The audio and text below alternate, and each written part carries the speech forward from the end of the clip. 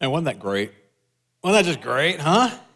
Man, praise the Lord. You guys, man, you sound good, receiving communion together. What a special, special day. I want to say welcome to all of our guests joining us online. Today is actually a communion Sunday for us. So it's one of those advantages, I guess, that you have when you're here. And you can do it at home, certainly. And when you're maybe among us and you're at home sick, we hope you'll receive communion today. And if you want someone to bring it to you, give us a holler. But that's one of those things we get to do together. And as much as we like that you're there, that's one more reason why I think you're going to love it when you're here. So we can't wait to see you face to face. You know, I have seen the movie The Polar Express countless times. Some of y'all, you got rookie numbers. You're watching this thing once a year. Try once a week, all right? I wear socks, Polar Express socks. Look, I know this movie like the back of my hand. I can quote the movie at any given point. Say a line from the movie, I can usually I can pick it up. I can laugh at the jokes and the puns before they're even made. I make the same comment to my wife every single time. Yes. I say, man, good thing Tom Hanks showed up for that one. If you don't know, look it up why Tom Hanks is so significant to it.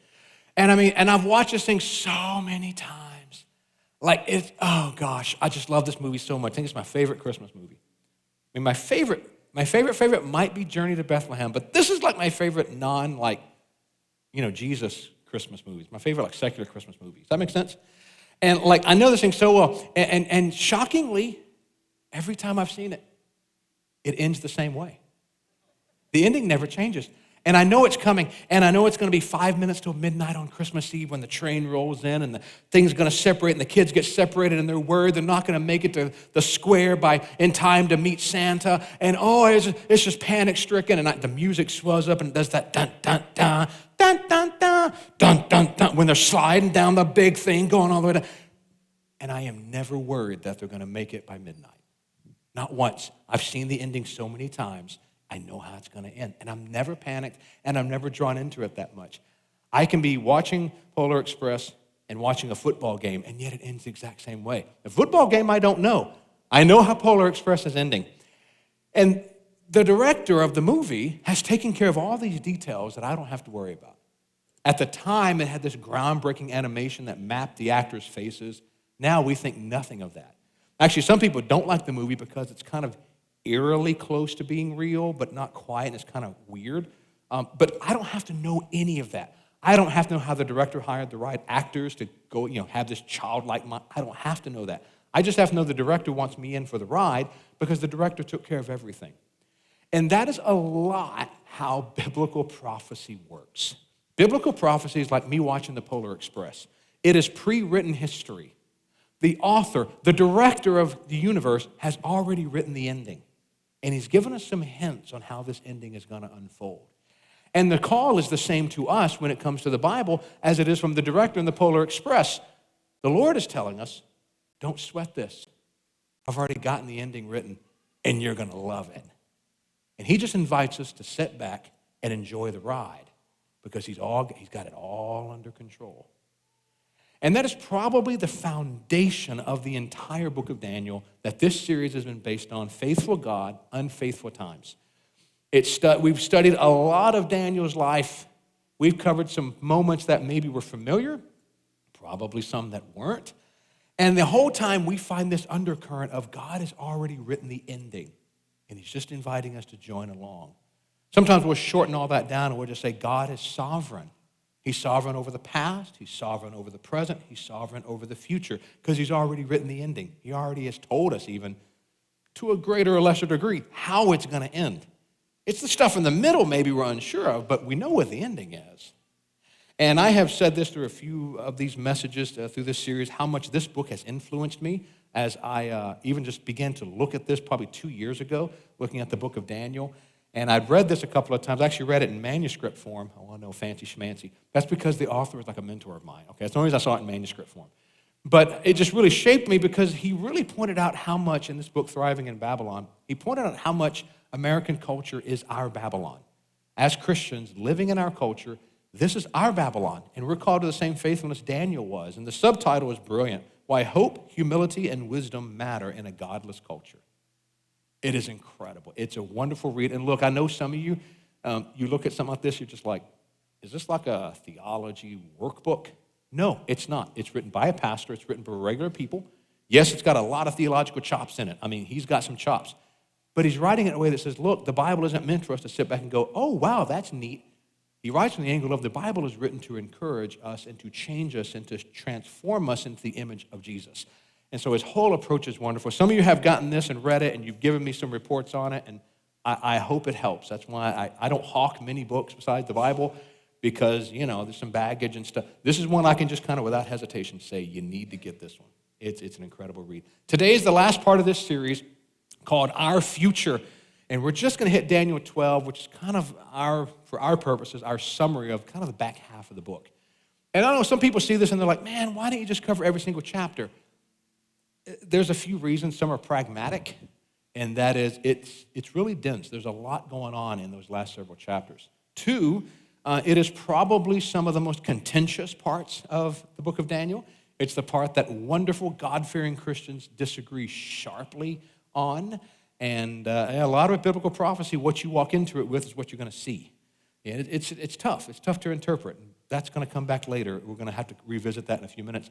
The other practical thing is that most people, when they look at stuff on the end times, they ask guys like me really two questions. Who's the Antichrist? And when is Jesus coming back? And since the Bible pretty much has me answer, I don't know, that makes a really short study in end times, okay? Because I don't know those answers. But I do know those two things are factored into the entire end of the story, and that God has written it. And you're going to hear hints of that even all the way back in Daniel, which I love. We have a group that's going through the book of Revelation during the week. They're on break right now. They're about to kick back up. And they've spent a lot of time in Daniel because you don't understand the New Testament prophecy stuff without understanding the bedrock of the Old Testament that set all of that up. You're going to get this peek on stuff that we've read in the New Testament. If you've read through the New Testament, you've seen this in Matthew 24 or the book of Revelation. This is kind of like, this is where it starts.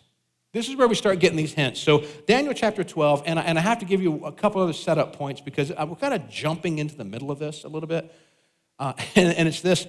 You're going to have this phrase at the beginning. It comes up a couple of times in the first few verses. It says, at that time. Now, what is that time? That time is the reign and the rule of the Antichrist, a person. I'm in the camp that believe it's a person, not a movement. I have wonderful pastor brothers who disagree with me, and they say, I believe it's a movement, not a person. I think it's a person. But you see, it's already contentious. Okay, it's right there in 3 words, it's already contentious. But it's referring to that time when the Antichrist is ruling. That hasn't happened yet.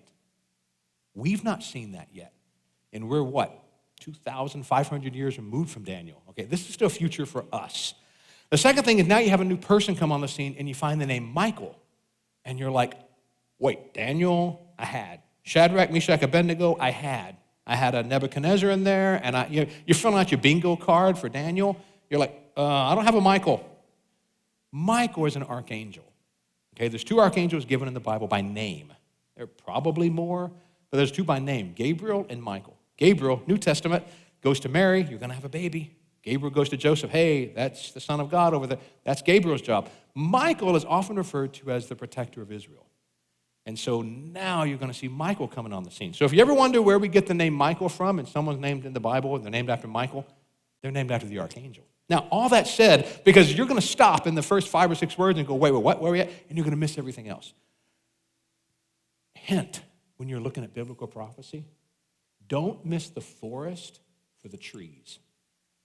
Y'all, there are a lot of trees in here, and I've had a blast studying it. But you can ask our class that's going through Revelation. It takes months to go through this. I'm about to do it in about 13 minutes. We're going to look at the forest, and then you can study the trees. All right, all that said, enough caveats. Man, let's read the Bible. Daniel chapter 12. At that time, Michael, the great prince who protects your people, will arise. There will be a time of distress such as not happened from the beginning of nations until then. But at that time, your people, everyone whose name is found written in the book, will be delivered. Multitudes who sleep in the dust of the earth will awake, some to everlasting life, others to shame and everlasting contempt. Those who are wise will shine like the brightness of the heavens, and those who lead many to righteousness like the stars forever and ever. But you, Daniel, roll up and seal the words of the scroll until the time of the end. Many will go here and there to increase knowledge. Then I, Daniel, looked, and there before me stood two others, one on this bank of the river and one on the opposite bank. One of them said to the man clothed in linen who was above the waters of the river, "How long will it be before these astonishing things are fulfilled?" The man clothed in linen who was above the waters of the river lifted his right hand and his left hand toward heaven. And I heard him swear by him who lives forever, saying, "It will be for a time, times and half a time. When the power of the holy people has been finally broken, all these things will be completed." I heard, but I did not understand. So I asked, "My Lord, what will be the outcome of all this be?" He replied, "Go your way, Daniel, because the words are rolled up and sealed until the time of the end. Many will be purified, made spotless and refined, but the wicked will continue to be wicked. None of the wicked will understand, but those who are wise will understand. From that time that the daily sacrifice is abolished and the abomination that causes desolation is set up, there will be 1,290 days. Blessed is the one who waits for and reaches the end of the 1,335 days. As for you, go your way till the end. You will rest. And then at the end of the days, you will be raised to receive your allotted inheritance." Told you there was a lot in there. There's a lot. Now, Daniel chapter 7 through chapter 12, which is the end of the book, it is full of prophecy.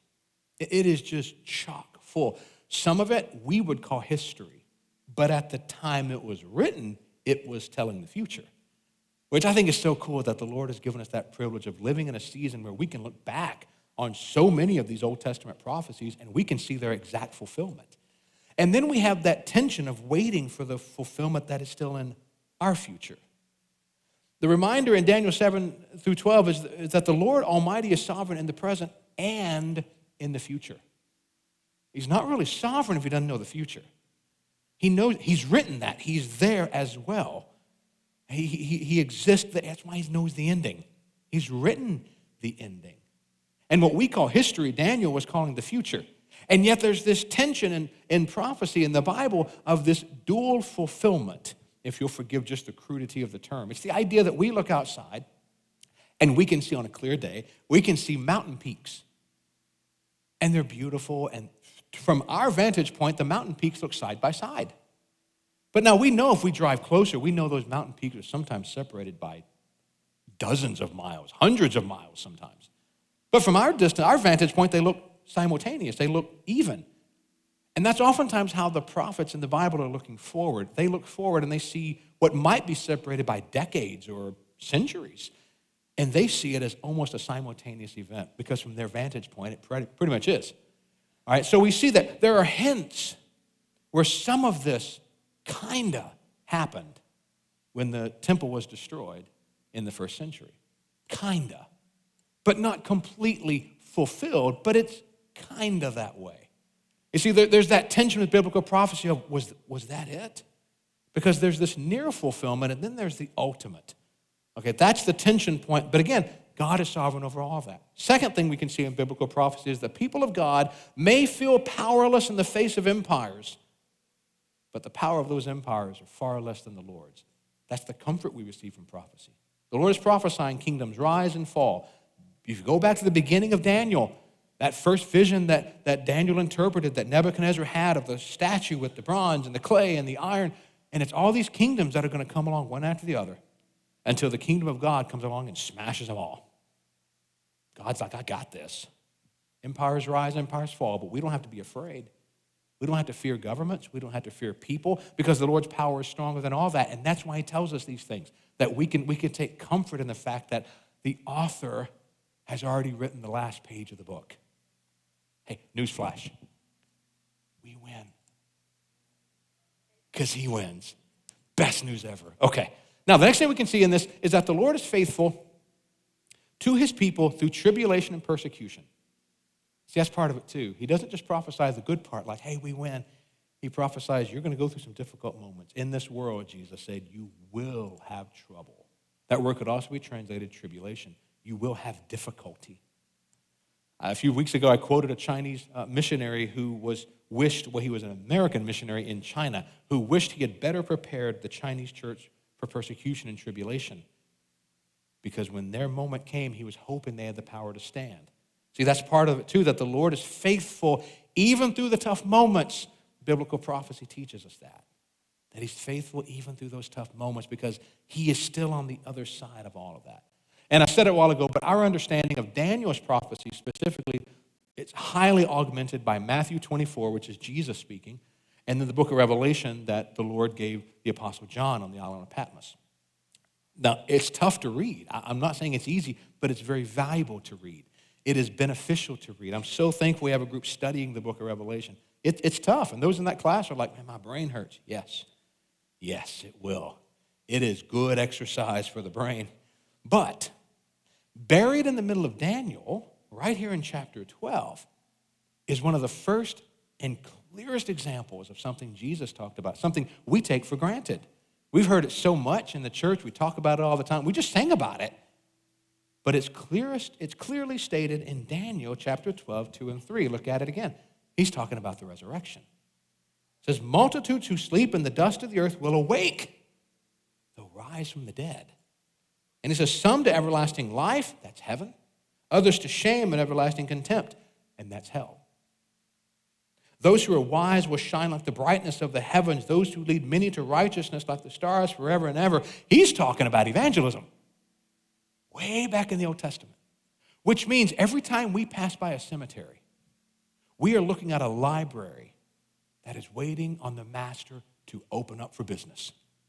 And every grave is a book waiting for the master to reopen again. I mean, our souls don't rest there. Our souls go to be with Jesus or they go to hell. But our bodies await the resurrection. And some might say, well, that's just impossible. Wait a minute. If Jesus can save your soul, you think that's impossible? That's easier to believe to me than some of the other stuff. Like, why would Jesus, the creator of the universe, die for me? I'm not worth that. That's hard to believe. But if I can believe that, this is pretty easy. Because that means that our bodies, as the New Testament clears this picture up, that our bodies get raised and we have a new body. And that soul is reunited with that new body. And Daniel is starting to talk about that. Oh, I bet he had no clue what that meant. I mean, this must have been just crazy to him because that was a little outside of Jewish orthodoxy at the time. They didn't really think too much about death or too much about resurrection. They kind of had a concept of that, but that wasn't their main thing. Their main thing was when you died, you either went to the bosom of Abraham or you went to Sheol to await the kind of resurrection. They just didn't focus on it much. And then the Lord gives Daniel this very clear picture that we understand better today because we had the advantage of Jesus and the apostles that starts to unfold that for us better. You see, our lives are like tapestries. Maybe you've seen these tapestries. These things fascinate me, the people who can make these. I'm not artsy craftsy. I wish I was. I ain't. But you look at these things and they're so beautiful, but on the back side, they are a mess of strings and frayed edges. And no matter how neat the artist is, no matter how meticulous they are to tie everything off, it's just ugly on the backside. Folks, that's our life. We see the backside of the tapestry and we see, oh, you see that frayed edge and that knot and oh, what a mess that part is. But our Lord not only sees our side, he sees the other side too that's beautiful and whole and fulfilled. And he sees us through the blood of his son. He sees us, if we've committed our life to Jesus, he sees us as saints. He sees the whole picture of what we are. So the core message of Daniel chapter 12, maybe even the core message of the entire book of Daniel is this. The one who writes history will raise you for his story.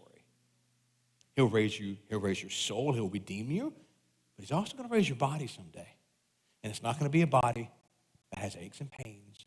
It's not going to be a body that ages. It's not going to be a body that hurts. My dad said this just recently all over again. He's in his 80s.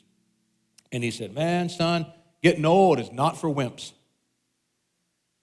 Man, I bet. But there's coming a day our bodies won't hurt anymore. No more pain, no more suffering, no more tears. And that's just the physical resurrection. He raises our souls now. He redeems us now, that the one who writes history will raise you for his story. You see, life is kind of like a GPS on our phones. You ever driving along and suddenly GPS takes you a route you've never gone before? But yet there's something implicit in us that just kind of trusts this machine that's telling us take a left turn. Because we know the route's been mapped. We know that it knows where the interstate is or where the road is. It's going to get us back there. You see, that's life. You may take twists and turns, but you can trust the one who's mapped out the path. He knows all the twists and turns. He's going to get you where you need to be. You can trust him for that because the one who writes history will raise you for his story. Which means when we look at biblical prophecy, as wonderful and as beneficial and edifying as it is to study, don't obsess over prophecy charts more than faithful obedience to the Lord. Be careful with that. And I love a good chart. I got a bunch, and I love them. And I got my own charts, my own opinion. I love arguing about it. I'm sick, but I do. But we can obsess so much of it that we miss the point about faithfulness. See, remember, it was the prophecy experts of Jesus' day that looked right in his eyes and said, you're a blasphemer, and they crucified him. And there was the Messiah they've been prophesying about the whole time, standing in their face, and they killed him because their charts said that couldn't have been him. So I think we just need a lot more humility when we study biblical prophecy and a little more humility and a whole lot more faithful obedience to the Lord. Here's the other good news that Daniel tells us about the God who writes history, and that is that the climax of history is not an empire, but it's eternity. That the peak of the universe, where the story ends, is not some global empire. Sure, the kingdom of God, yes, but that's not the point. The empire is not the point. The point is eternity. The point is him. The point is his face. Closing our eyes in death and seeing him face to face. That's the point of history. But it also means, when we talk about the one who writes history is going to raise you for his story, it also means that you won't see the whole plan on this side. Man, I wish that weren't true. I say it with a smile because I feel bad for all of us. We don't see the whole plan, but you can trust the author. Just like Polar Express, your story is going to end exactly as he's written it. You're not going to mess up and get off his plan. You don't have that kind of power. You can't do it. Oh, Joel, I really messed up. You don't think he knew that? You don't think he worked that into the GPS to go, okay, you're going to go the hard way, but we're going to get you here. Here you go. Welcome home. You can't mess it up. What a comfort that I can't mess it up. You won't see the whole plan. You can trust the author. Which means as Daniel has been preaching at us for all these messages and the entire book that I hope you will read front to back a few times, live faithfully in his story today. That's what Daniel was told. He was told, Daniel, some of this stuff is for the end. You don't need to worry about that. You need to be faithful today. Here we are 2,500 years removed, and the Lord still says, there are some things in the future we don't have yet. That's okay. You trust the Lord today. You live faithfully in his story because some of that stuff may not be for us to know yet. And I know there's so much even just today, and there's so much in biblical prophecy that can scare people. It's just equal parts fascination and fear. I get it, okay? I'm with you. I get it. But I want to invite you to let the mystery of the Lord's way draw you to worship, not worry. We can be so obsessed on looking for the Antichrist that we can start finding him in our soup if we're not careful, right? And you're like, well, there's the Antichrist. It's got to be this president. Oh, it's got to be this pope. Oh, because he's this guy and he's this guy. Well, it's got to be Hitler. Hitler had to have been a type of Antichrist. The devil doesn't know the future, so he's got to always have one ready. Well, okay, if it's not him, well, it's got to be this guy because he's just a real. What are you doing? Stop freaking people out. We don't know who he is. I believe it's a person. I do. I believe it's a specific person. Don't ask me who I think it is. I don't know. I have no clue. I just believe it's going to be a person. But the mystery of all that, that's just not mine to know. I desperately want to. I want to see him coming and, I don't know, do something really sinful. But that's not mine to do. Mine is not to worry, but to worship and just say, Lord, I trust that you've written the end As a pastor friend of mine says, I'm kind of a pan-millennialist. I just believe it's all going to pan out the way God wanted it to, and I trust him for that. I have my opinions. I feel very strongly about them. I will duke it out with anybody. I mean, I got them. I got my books. I got my charts. I got my resources. But we got to live faithfully in the author's story today, because the one who writes history will raise you for his story. He's sovereign yesterday. He's sovereign over the future, which means you can trust him today.